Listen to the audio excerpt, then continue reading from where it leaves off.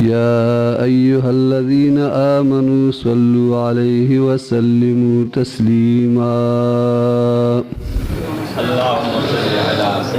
اللهم صل على سيدنا مولانا محمد وعلى آل سيدنا ومولانا محمد وبارك وسلم عليه صلاة وسلاما عليك يا سيدي يا رسول الله وعلى آلك وأصحابك يا سيدي يا حبيب الله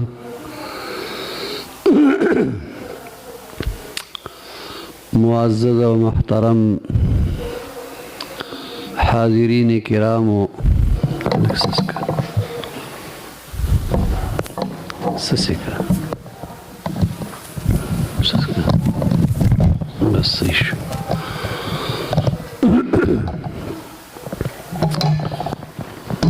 رب ذوالجلال دی زمونږ او ستاسې د نن مبارکې ورځې د حاضري په خپل جناب عالی کې قبول او منظوره کړي د دې مبارکې ورځې چې څومره ظاهري او باطني برکات دي الله مونږ ټولو ته راکړي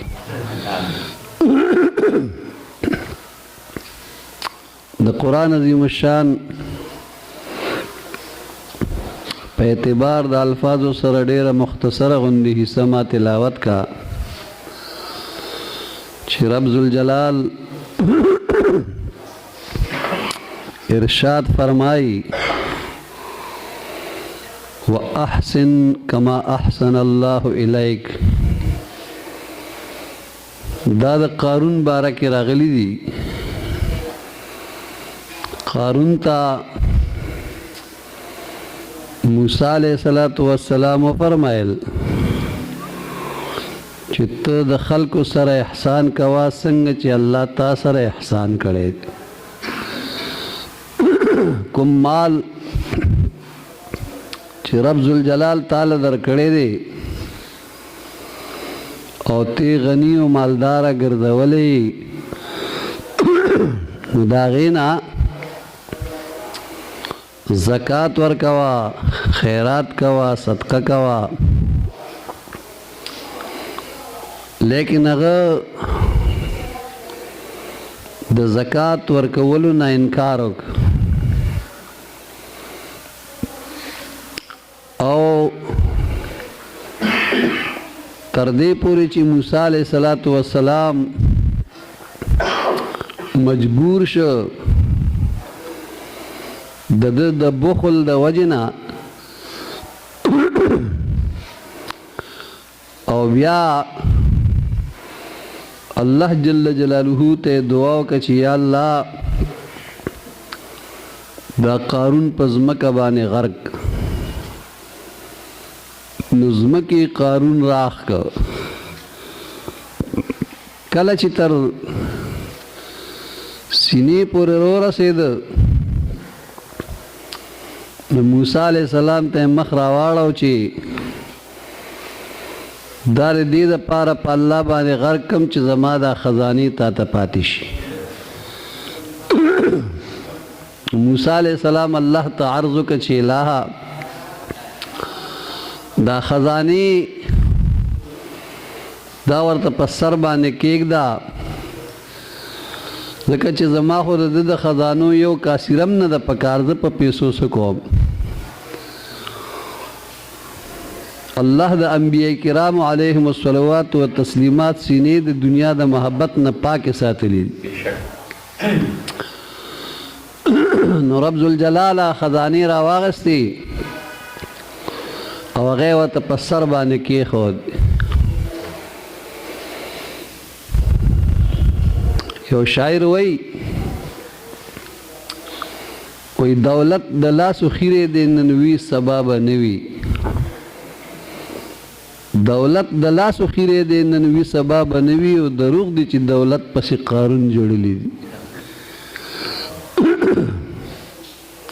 کله چې د زمکه تل ته کوزېدو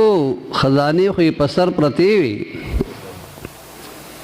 خو چې دا کلی دا صرف سر ښکارېده دا جړی کوله او دنیا ورته کاته نو خلکو ته پته ولګېده چې دا جړی د دنیا په مال پسې نه ده ځکه چې هغوی په سر خزانې پرتې دي دا چې کله دی غر کېدو جړلې دی ایمان پسې جړل د ایمان دولت د دنیا د دولتونو نه ډېر زیات قیمتي دی الله دې مونږ له د دې دولت د حفاظت توفیق راکړي چې مونږ د خپل ایمان او د عقیدې حفاظت وکړو د دې نه لویه سرمایه په دنیا او په آخرت بله نشته خو ګورئ په انسان کې الله دواړه مادې اچولي هم د سخا او هم د بخل چا کې چې د سخا ماده زیاته وه د هغه یو جدا شان دی چا کې چې د بخل ماده زیاته وه د هغه جدا شان دی زه په دغه ضمن کې تاسو ته یو 45 حدیث د جناب رسول الله صلی الله علیه وسلم مبارک زر زر پیش کوم چې تاسو مونږ په دې باندې پیښو چې د الله محبوب صلی الله علیه و آله وسلم په دې ضمن کې څومره ښایسته رڼا اچولې ده او خپل امت ته خبرداری ورکړې دی زه د مستندو احادیثو په ضمن کې تاسو ته دا خبره پیش کوم چې جناب رسول اللہ صلی اللہ علیہ وآلہ وسلم مبارک فرمائی دا ابو داود شریف حدیث دے کتاب الوصایا جلد نمبر 3 صفحہ 155 کی امام ابو داود رحمت اللہ تعالی علیہ پر ابو داود شریف کے دا حدیث مبارک را نقل کئی حضرت ابو سعید خدری رضی اللہ تعالی عنہ دا حدیث مبارک راوید عن ابی سعید رضی اللہ تعالی عنہ ابو سعید رضی اللہ تعالی عنہ نے روایت دی قال د مبارک فرمائی دی کہ قال رسول اللہ صلی اللہ علیہ وآلہ وسلم کہ رسول اللہ صلی اللہ علیہ وآلہ وسلم مبارک فرمائی دی لأن يتصدق المرء في حياته بدرهم کله چې یو سړی یو انسان د دنیا په مخ باندې یو درهم د الله په نوم باندې خیرات کی صدقه کی خیر له من ان يتصدق ب100 عند موته دا د غسل درهمونه بهتر دي چې د مرګ په وخت کې د الله په نوم خیرات کوي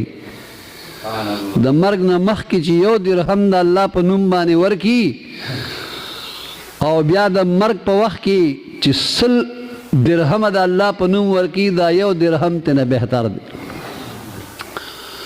ځکه د دنیا په مخ باندې چې کله تا ته الله تعالی جل مجده اختیار درکړی دی او موقع درله درکړې ده نو باید دی چې د دې موقع نه فایده واخلي او د مرګ د راتلو نه وړاندې د آخرت کور کې ځان له ذخیره جمع کړي دویم حدیث دی د جناب رسول الله صلی الله علیه و آله وسلم مبارک چې دا امام ترمذی رحمه الله په ترمذی شریف کې کتاب البر والصلہ باب ما جاء فی السخاء جلد نمبر 3 صفحہ 387 380 دا آغا کتاب صفحہ دا پا ترمذی شریف کی امام ابو عیسیٰ ترمذی رحمت اللہ تعالی دا حدیث مبارک را نقل کرے دے ابو ہریرہ رضی اللہ تعالی عنہ دا حدیث مبارک راوید عن ابی ہریرہ رضی اللہ تعالی عنہ قال قال رسول اللہ صلی اللہ علیہ وسلم ابو ہریرہ رضی اللہ تعالی عنہ دا حدیث مبارک بیانی چې جناب رسول الله صلی الله علیه و آله وسلم مبارک فرمای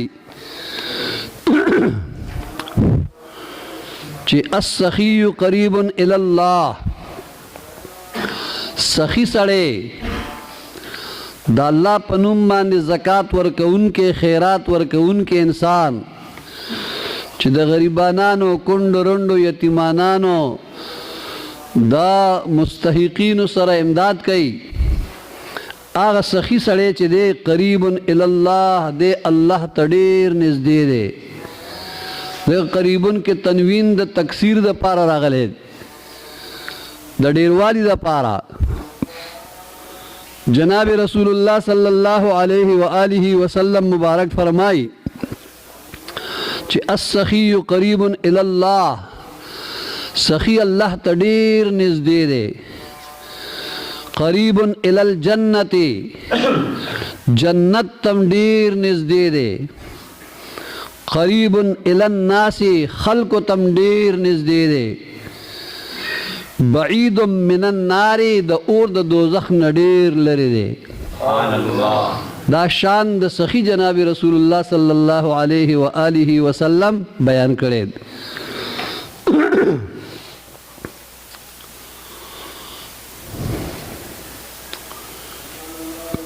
والبخیل، او بخیل چې دی شوم انسان چې دی بعید من الله دی د الله نه ډیر لري دی. بعید من الجنت، د جنت نم ډیر لري دی. بعید من الناس، د خلقو نم ډیر لري دی. قریب الی النار، د دوزخ اور ته ډیر نږدې دی. جناب رسول الله صلی الله علیه و آله وسلم فرمای. عبدالرحمن بابا رحمت الله علیه د یو حدیث ترجمانی کړی ده په خپل دیوان کې. وی هر سخی د الله دوست دی ولو کان فاسقا. هر یو سخی د الله دوست دی، السخی حبیب الله ولو کان فاسقا. د دې حدیث ترجمانی کړی چې هر سخی د الله دوست دی ولو کان فاسقا، اگر کا خروج ان اطاعت کوي خو سخی دی. نو دا نبی علیہ السلام ورته د الله دوست ویلی دی. او هر بخیل د خدای دشمن دی ولو کان زاهدا. او هر یو شوم انسان دا د خدای دشمن دی اگر کده ډیر زاهد وي، ډیر پرهیزګار ولی نه. نو د دې حدیث مبارک نم ثابت شو چې یرا الله ته نږدې، جنت ته نږدې، خلقو ته نږدې، د اور د دوزخ نه لري دا سخی انسان. او دارنګې د الله نه لري، د جنت نه لري، د خلقو نه لري او د دوزخ اور ته نږدې، دا بخیل انسان.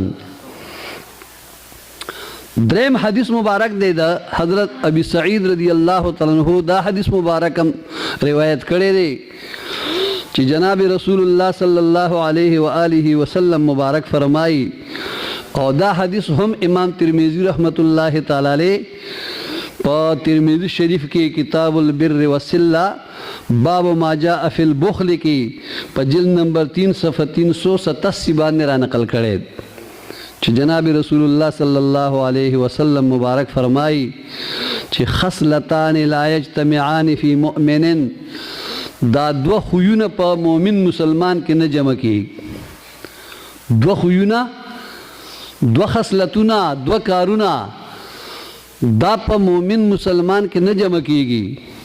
هغه دواړه څه شی دی؟ البخل و سوء الخلق. یو بخل دی او بل بد اخلاقی ده. مؤمن مسلمان به بخیل نه وي، سخی به وي،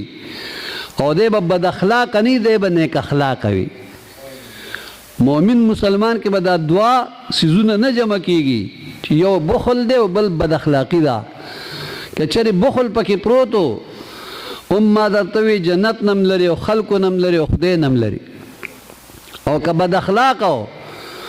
نو بد اخلاق هم د الله او د رسول خوښ نه دی. الله دې مونږ نیک اخلاق وګرځوي. د جناب رسول الله صلی الله علیه و آله وسلم بیبی مبارکه ده، بیبی ام سلمہ رضی الله تعالی عنها، زمونږ د مؤمنانو مور ده رضی الله تعالی عنها. هغې مبارک د نبی علیه السلام نه تپوس وکړ قربان د یو ښځې خاوند وفات شو چې کله عدت تیر شو دی بل خاوند وکړو هغه خاوند یې وفات شو بیا چې عدت تیر شو دریم خاوند یې وکړو هغه هم وفات شو چې عدت تیر شو څلورم یې وکړو هغه څلورم هم وفات شو دا هم وفات شو اے دا الله محبوبه دا به په چې الله پاک جل جلاله دا مو بخي او هغه خاوندان مو بخي دا په جنت کې د کم خاوند سره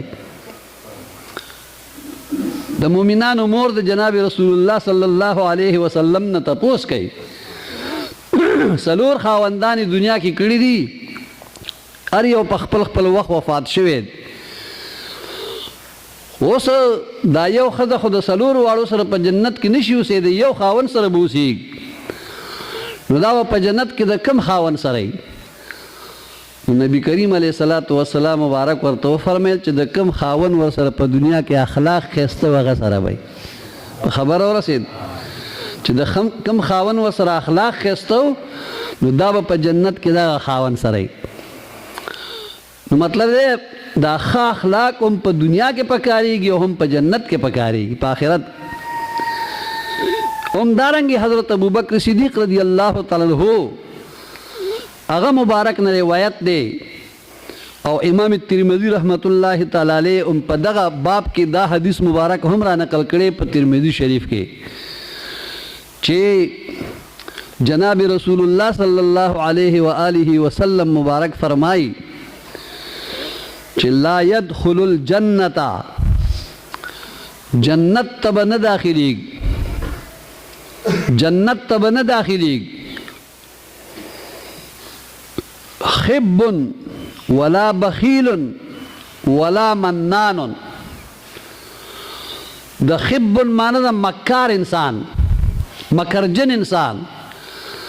دی به جنت ته نه داخلېږي ولا بخیل او شوم انسان بم د الله جنت ته نه داخلېږي ولا منان او چې څو خیرات وکړي چاله خیرات صدقه ورکړي او بیا په هغه باندې اثباتي چې تا سره خو ما ښه کړي دي ما خو تاله خیرات درکړی دی نو هغه پې باندې هغه احسان اثباتي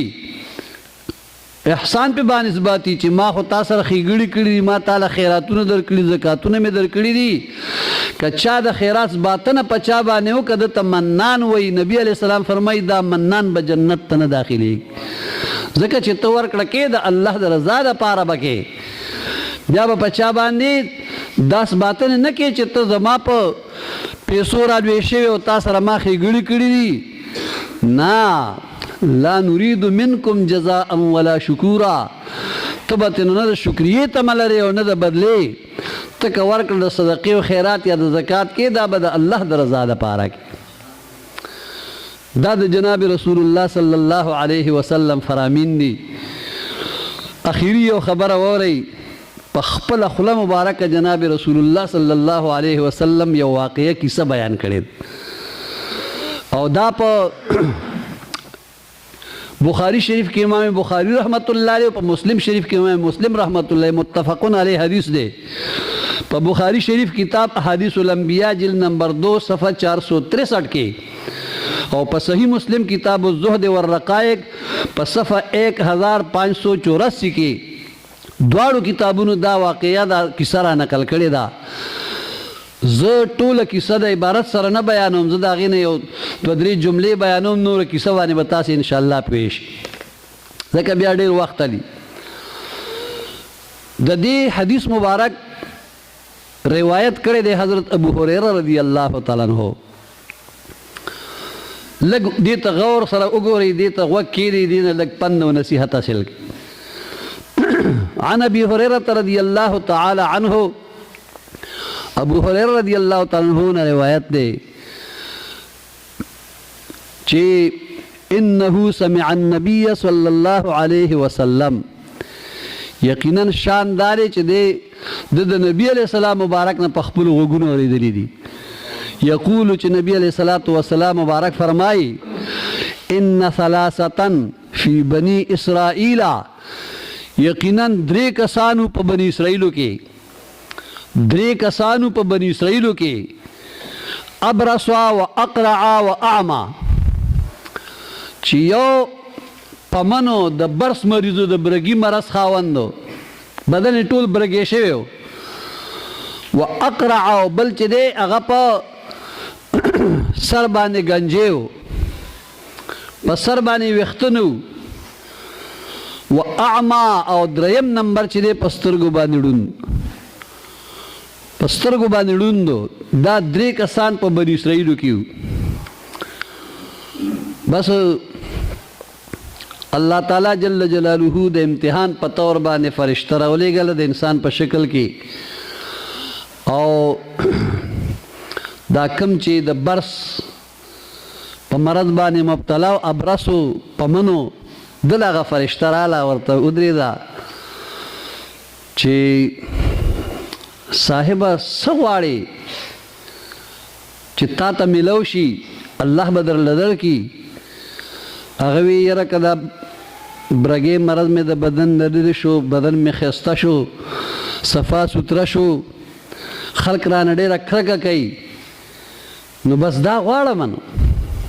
هغه ورته انشاءالله دا کار به دې وشي بس لاس یې پې باندې راښ کړو هغه برګې مرض لرې شو بدن یې صفا سوتره شو ورته وی ښه نور څه غواړي ورته وی وی بس که اوښه راته میلاو شوه نو بس اوښه مې پکار ده بس هغه ورته وی صحیح ده داسې اوښه یې وله ورکړه بلار به چې یو ورځ دوه کې هغه لنګه شو بیا د هغې نه پس د هغې نه نسل دومره ډېر شو چې رمې ترې نه جوړې شو د اوښانو بس ورته وی بارک الله فيه الله دې درته پکې برکت واچي د ده نه لاړه هغه ګنجي له هغه ګنجي ته یې وی څه غواړې چې زه الله ته دعا وکړم چې درله درکړي ورته وی زه څه غواړم خو سر باندې مې ویښته نشته خلک راپورې ټول خاندي ګنجې راته کوي بس داسې وکړه چې دعا وکړه یا څه چل وکړه چې دا زما په سر باندې ښکلي ویښته راوځي د ګنجیتوب نه خلاص شم بس هغه ورته په سر باندې لاس راښ کړه ښکلي ویښته پې باندې زرغون شو او هغه د ده چې کوم هغه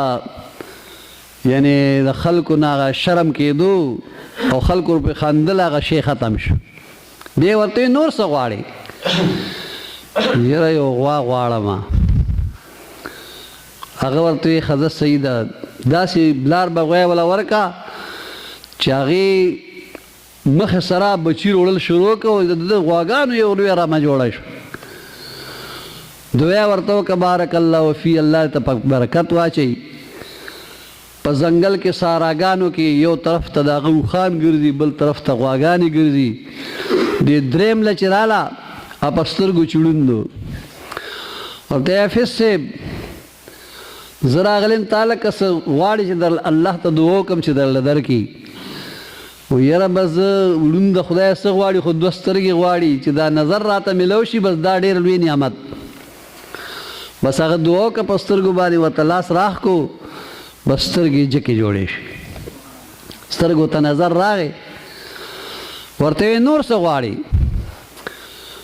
یاره یو چیلۍ غواړم بس هغه ورته وی ډېره ښه ده بس چیلۍ وله ورکړه هغه هم داسې چیلۍ وه چې لنګه شو 3 بچي په یو ځای راوړ او چې کال تېرېدو بیا هغې 4 بچي راوړه بس داسې ورپسې نسل زیات شو په هغه ځنګل او سارا کې یو طرف ته د اوښانو قطارونه چلي ګرځېږي بل طرف ته چې دی د غواګانو قطارونه سریږي دې خوا ته چیلۍ دي او بس دا ملک ډک دی په مرور د وخت سره الله تعالی بیا دغه فرشتې ته وفرمیل چې اوس ورشه په دې باندې امتحان وکړه بس دا فرشته د انسان په شکل کې راله او ځان نه مسافر جوړ کړ او دا کم چې مخکې په بدن باندې پمنو او د برګي مرض خاوندو دله راله ورته وی زه خو یو ډېر غریب او مسکین سړی یم په سفر باندې ځم او راسره د سفر هغه ذریعه نشته دی سورلی راسره نشته دی خو زه خبر شوی یم چې ته مخکې ډېر غریب وي او په بدن هم پمن وي الله تا سره احسان وکړو، بدن هم درله جوړ که، ښایست هم درکه او بیا درله د اوښان هم درکه. ده ورته ورکشه دا خو ما ته د پلار او نیکه نه په میراث کې د ارامۍ پاتې شوي دي. اورې او ته به پمن وي او پلار به دې پمن و فلانې خوله یې ډېره بده استعمال کا. دې فرشتې ورته وي که چېرې ته دروغ وې او د خدای د احسان نه منې نو الله دې بیا په هغه زوړ حالت کا. بس مخې سره بیا برګې شو، هغه اوښان هم لاړه، ورسه ورک شو. سړی مقصې بیا 2 لاس او 2 خپې کېناست. الله د خپل قهر او د غضب نه مونږ محفوظ وساتي. بعضې وخت کې په مالدارۍ کې هم په انسان باندې امتحان راځي او په غریبۍ کې هم راځي چې دی صبر کوي او که نه کوي او هغه د الله په نوم څه ورکوي او که نه ورکوي. په دواړو حالتو کې الله امتحان په بنده باندې راولي. بس خو چپه شو. دې دویم لراک کوم چې په سر باندې گنجې و ورته زه خو ډېر غریب سړی یم او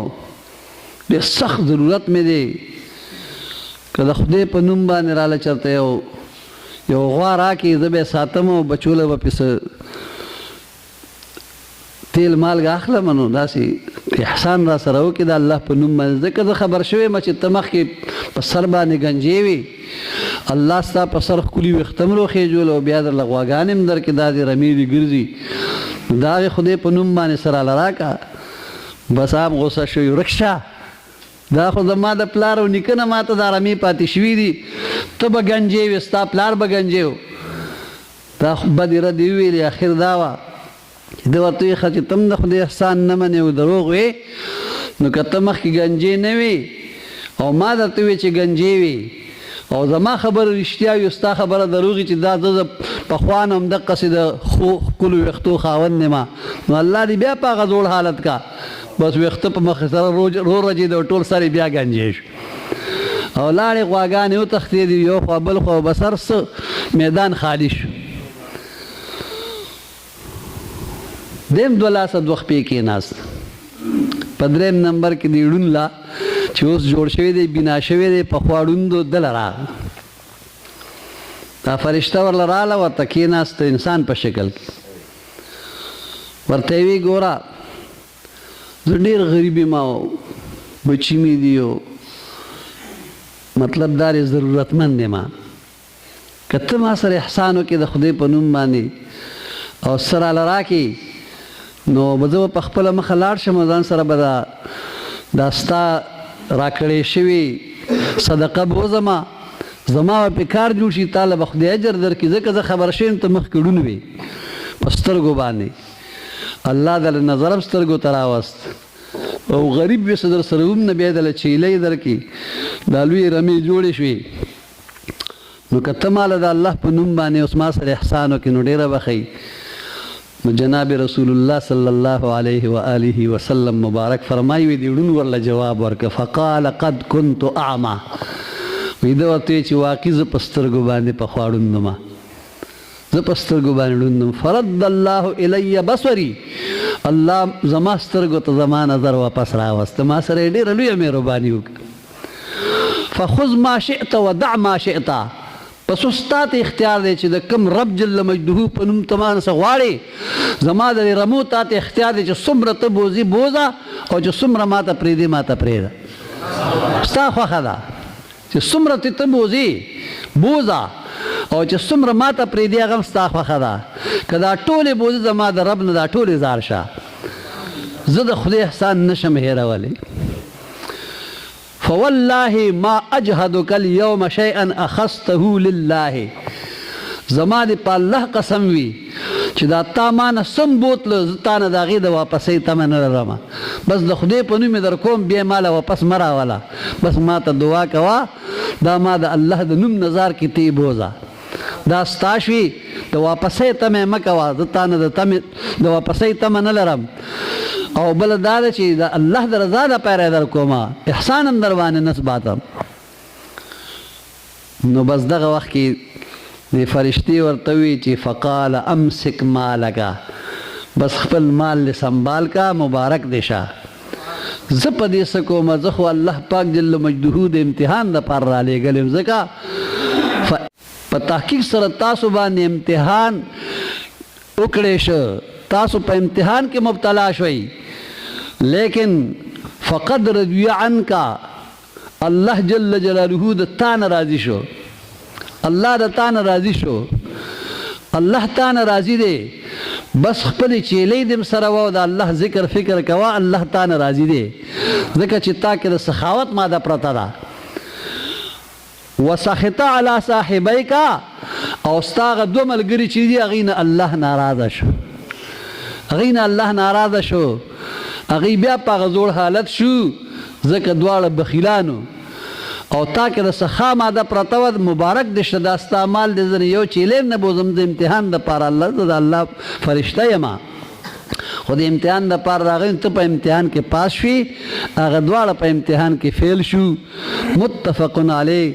د بخاري او د مسلم په شریکه را نقل شوی حدیثو.